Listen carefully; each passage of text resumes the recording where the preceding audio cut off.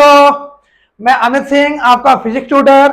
आपने पीछे बैकग्राउंड देख ही लिया होगा कि ये टॉपिक कर लिया तो आपके सीयूटी में 200/200 पक्के।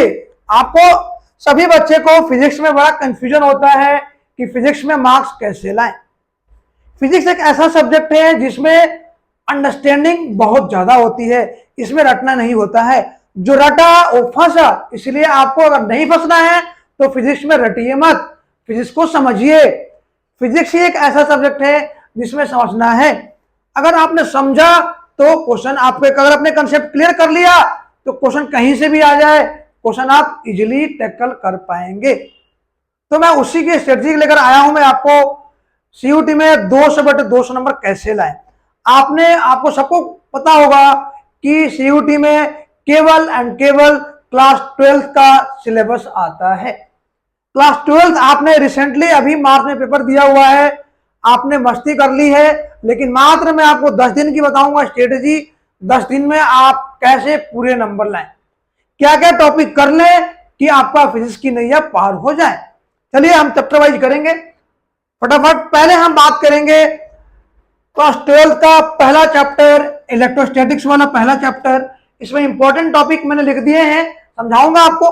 सबसे बड़ा इंपॉर्टेंट है गॉस थ्योरम। आपने गॉस थ्योरम पढ़ा हुआ है। क्या होता है Gauss theorem? Flux equal to total charge divide by epsilon not, ये आपने पढ़ा हुआ था। इसके ऊपर क्यूब के कॉर्नर में कितना होता है electric field, electric flux, cube के सरफेस में कितना होता है, क्यूब के बेस पे कितना होता है, ईच सेंटर पे कितना होता है, ऐसे स्फीयर का, ऐसे ट्रायंगल का। आप तीनों कर लेंगे, एक क्वेश्चन फिक्स। फिर आपको बात करें electric field by using Gauss theorem. Application 3 application Gauss theorem के। पहला infinite plane sheet of charge के लिए, इसका न्यूमेरिकल।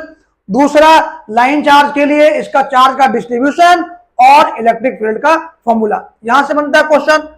तीसरा क्वेश्चन आपका स्फेरिकल बॉडी के लिए इलेक्ट्रिक फील्ड कैसे फाइंड करते हैं, ये सबको क्लियर है कैसे निकालना है। ये आपने पढ़ा हुआ है, बस इसका रिवाइज करना है, इसके क्वेश्चन कर डालने हैं जहां से क्वेश्चन आपके आते हैं। फिर आपको बात करूं मैं सेकंड चैप्टर आपका इलेक्ट्रिक पोटेंशियल वाला और कैपेसिटेंस वाला। यहां से भी 3 क्वेश्चन है, 3 टॉपिक है, 3 टॉपिक से क्वेश्चन आपके आएंगे। पहला टॉपिक पैरेलल प्लेट कैपेसिटर, यहां से आपका क्वेश्चन बनने वाला है। इसके 2 केस पढ़े थे हमने, एक नॉर्मल वाला, एक अगर हमने डाइलेक्ट्रिक स्लैब डाला तो इंपॉर्टेंट कौन सा है, डाइलेक्ट्रिक स्लैब वाला। अगर हमने स्लैब डाला तो वहां पे इलेक्ट्रिक फील्ड कैसे निकालेंगे, वहां पे कितना होगा कैपेसिटेंस, इसका फॉर्मूला आपको ध्यान रखना है। यहां से न्यूमेरिकल आपका बने ही गो। अब बात करेंगे दूसरा, कॉम्बिनेशन ऑफ कैपेसिटेंस। कैपेसिटेंस को सीरीज और पैरेलल में कैसे कंबाइन करते हैं, यहां से भी क्वेश्चन आपका बनेगा। फिर लास्ट टॉपिक इसका जो energy stored half CV square, capacitance के अंदर एनर्जी कैसे स्टोर होती है उसका फॉर्मूला, वहां से भी एक क्वेश्चन आपके पक्के हैं। तो 2 चैप्टर का देखा आपने, 2 चैप्टर मात्र 6 टॉपिक, वहां से आपके 4 क्वेश्चन फिक्स है, 4 क्वेश्चन यहां से आपके क्लियर है। फिर अगर बात करें नेक्स्ट चैप्टर की बात करें, हम चैप्टर नंबर 3 इलेक्ट्रिक करंट की बात करें। इसमें इंपॉर्टेंट रेजिस्टेंस है कॉम्बिनेशन और परसेंटेज चेंज। आपने मेरा शॉर्ट्स भी देखा होगा, उसमें शॉर्ट्स में दिया है आपको कि अगर रेजिस्टेंस में लेंथ बढ़ाते हैं, एरिया घटाते हैं, परसेंटेज कैसे निकालते हैं, उसका शॉर्ट देख लीजिए, बाकी क्लियर हो जाएगा आपका। फिर आपका आता है ड्रिफ्ट वेलोसिटी। इसमें ड्रिफ्ट वेलोसिटी के 2 फॉर्मूले हैं, इनसे फॉर्मूले से क्वेश्चन आएंगे। I = NUAVD E/m × τ, यहां से एक क्वेश्चन पक्के हैं। एक और टॉपिक इस चैप्टर का किरचॉफ्स लॉ।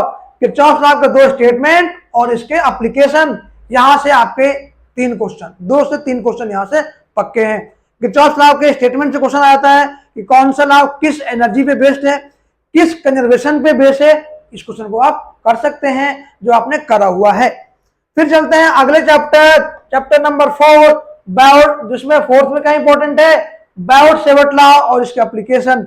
एप्लीकेशन इसके 2 इंपॉर्टेंट है, एक्सिस ऑफ सर्कुलर कॉइल और सेंटर ऑफ सर्कुलर कॉइल, यहां से एक क्वेश्चन बनता है।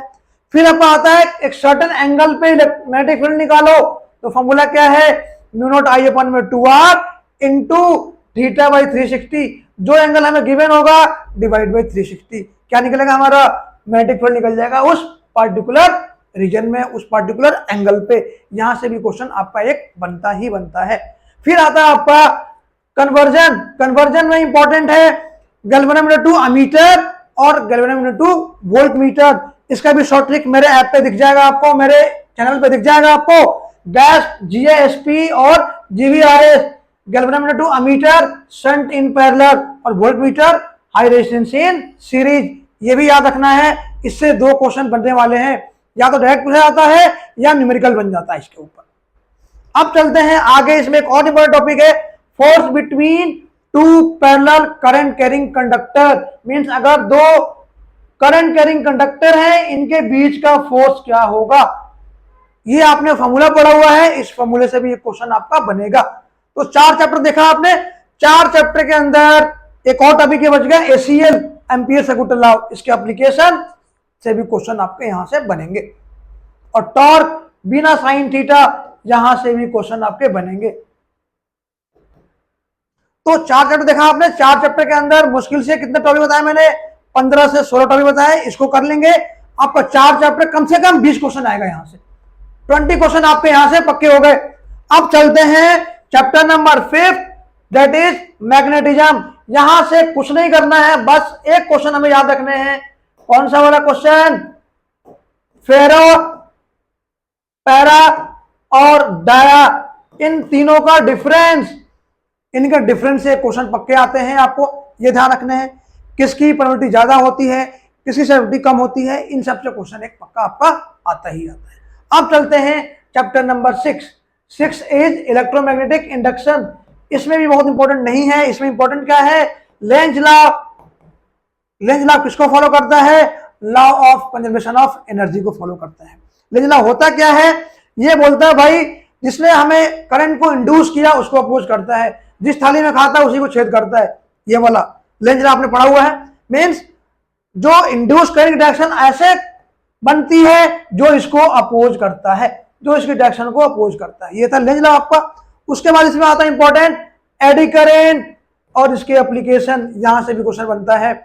और एक last laws of electromagnetic induction, किसका लॉ था ये, फेराडेज का लॉ।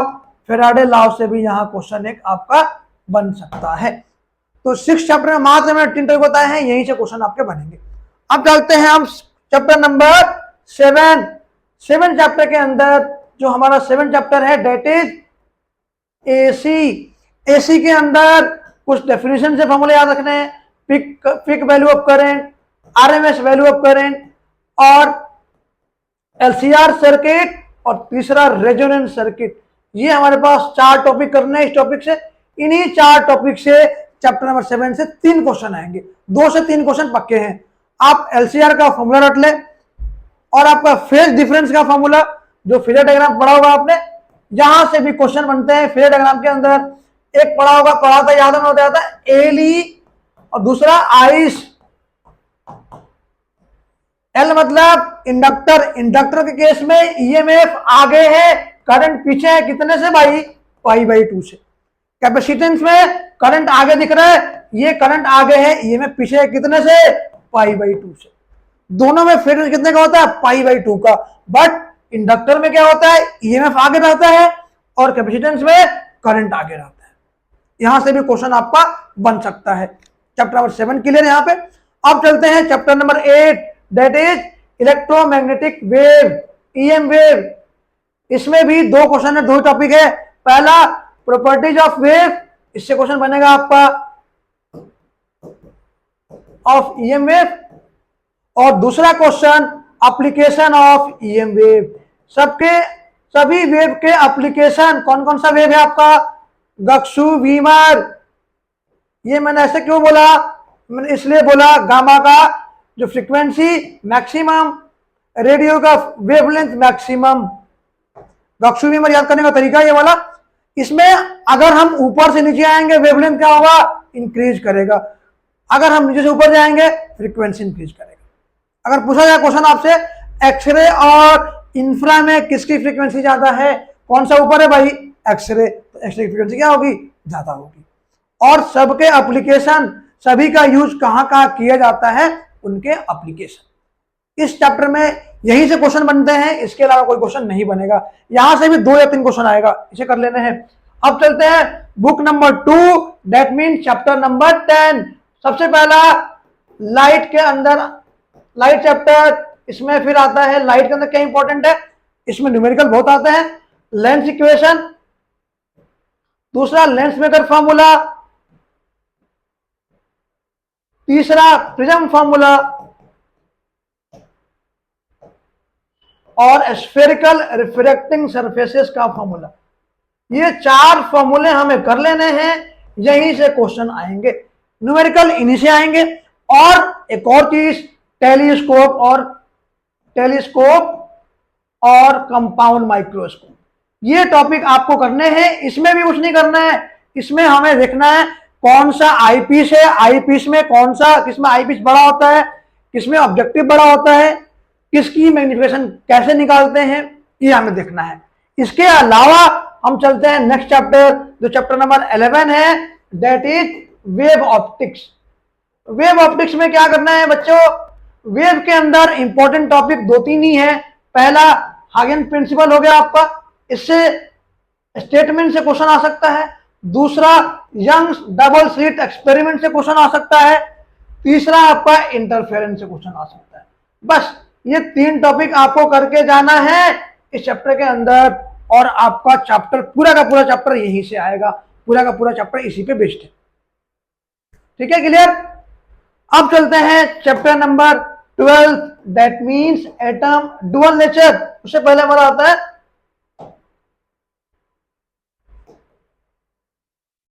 ये जो मॉडर्न फिजिक्स है, dual nature, atom nuclei, atom and nuclei और सेमीकंडक्टर। ये 3 चैप्टर है, 4 चैप्टर।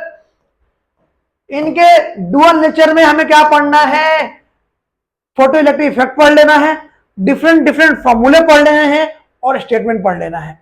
उसके बाद एटम न्यूक्लियाई में कुछ फॉर्मूले हैं, रेडियस ऑफ न्यूक्लियाई का फॉर्मूला, मैग्नेटिक फील्ड का फॉर्मूला और उसके टाइम पीरियड का फॉर्मूला और फ्रीक्वेंसी का फॉर्मूला।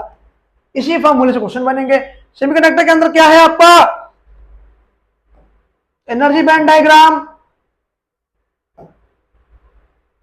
पीएन जंक्शन और रेक्टिफायर। इन पे न्यूमेरिकल नहीं आने वाले हैं, इनसे यहां से थ्योरी बेस्ड क्वेश्चन आएंगे, तो आप इन टॉपिक को कर सकते हैं। तो आपने देखा, मैंने फटाफट आपको 10 मिनट के अंदर टॉपिक बताया सारे। इस टॉपिक को करिए और अपने 200/200 क्रॉस कीजिए, और गारंटी है मेरी, ये टॉपिक कर लिया आपने तो आपका सीयूटी में कहीं भी नंबर नहीं रुकने वाले हैं, आपको कोई नहीं रुकने वाला है। इसलिए फिजिक्स को रटो नहीं, समझो। फिजिक्स रटने नहीं है, फिजिक्स को समझना है। फिजिक्स एक ऐसा सब्जेक्ट है जो कोई रट नहीं सकता, रटेगा वो फंसेगा। इसलिए आप फिजिक्स को समझिए और अपने जो कंसेप्ट है उसको क्लियर कीजिए। बाकी कुछ भी डाउट आता है कमेंट कीजिए और हमारे चैनल से जुड़िए और अपने क्वेश्चंस क्लियर कीजिए। बाकी हम मिलते हैं एक शॉर्ट वीडियो फटाफट आगे, तब तक आप इसे देखते रहिए, लाइक करते रहिए, सब्सक्राइब करते रहिए। बाय बाय बच्चों।